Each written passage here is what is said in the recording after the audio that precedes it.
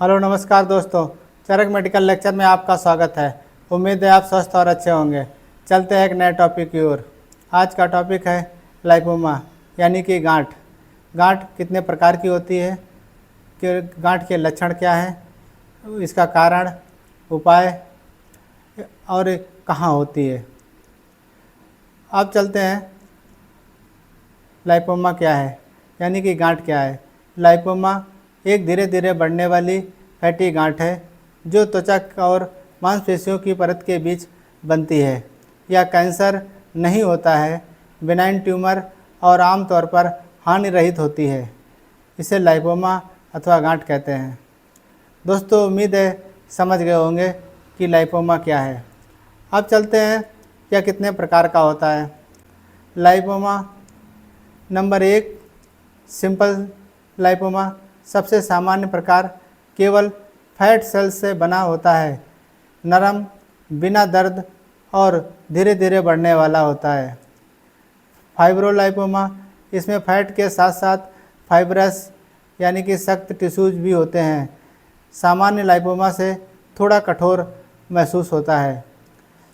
एंजियोलाइपोमा, इसमें फैट के साथ साथ खून की नसें यानी कि ब्लड वेसल्स भी होती हैं, कभी कभी दर्द कर सकता है। स्पाइंडल सेल्स लाइपोमा आमतौर पर यह पीठ और गर्दन में पाया जाता है, पुरुषों में अधिक देखा जाता है। माइलोलाइपोमा, इसमें फैट टिश्यूज के साथ बोन मैरो एलिमेंट भी पाए जाते हैं, अक्सर एड्रिनल ग्लैंड में पाया जाता है। पाइलोमार्फिक लाइपोमा अनकॉमन प्रकार, इसमें सेल्स की आकृति अलग अलग होती है। Atypical lipoma, well differentiated liposarcoma rare और थोड़ा जटिल प्रकार का माइक्रोस्कोपिक लेवल पर नॉर्मल लाइपोमा से अधिक अलग दिखता है, बहुत धीरे धीरे बढ़ता है और आमतौर पर खतरनाक नहीं होता है। इंट्रामस्कुलर इन्फिल्ट्रेटिंग लाइपोमा मांसपेशियों के अंदर विकसित होता है, जैसे कि मसल्स। अब चलते हैं इसके कारण की ओर। इसके कारण क्या क्या हो सकते हैं। इसका सही कारण अभी तक पता नहीं चला है।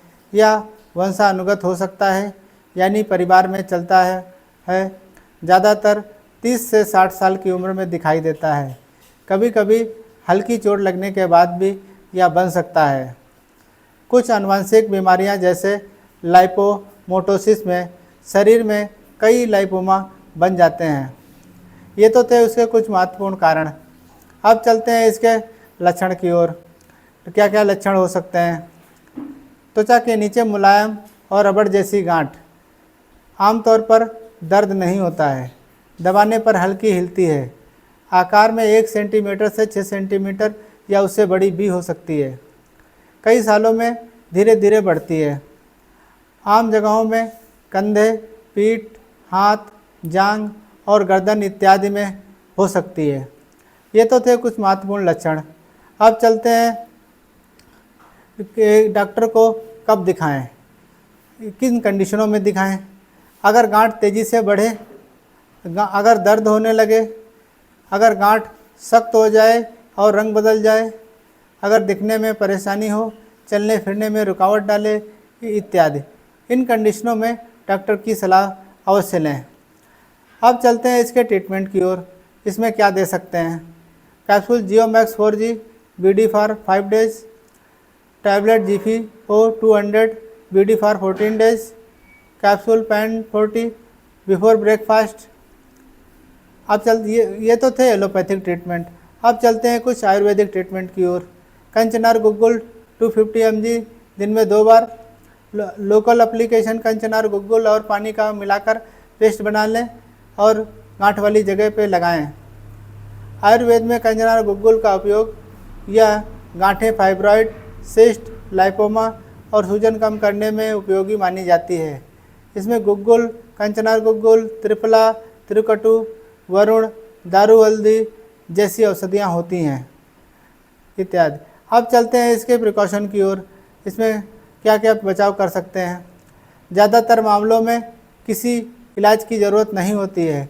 अगर यह बड़ा हो जाए, दर्द करे या परेशानी दे तो सर्जरी से हटाना सबसे ज़्यादा अच्छा होता है। कुछ मामलों में लिपोसक्शन द्वारा भी फैट निकाला जा सकता है। लाइपोमा के लिए कोई दवाई स्थायी नहीं है, इलाज नहीं होता है। हमेशा डॉक्टर की सलाह से, ताकि यह सुनिश्चित हो सके कि यह लाइपोमा है और कोई गंभीर ट्यूमर नहीं है। ऐसी विशेष जानकारी के लिए चैनल को लाइक और सब्सक्राइब अवश्य करें।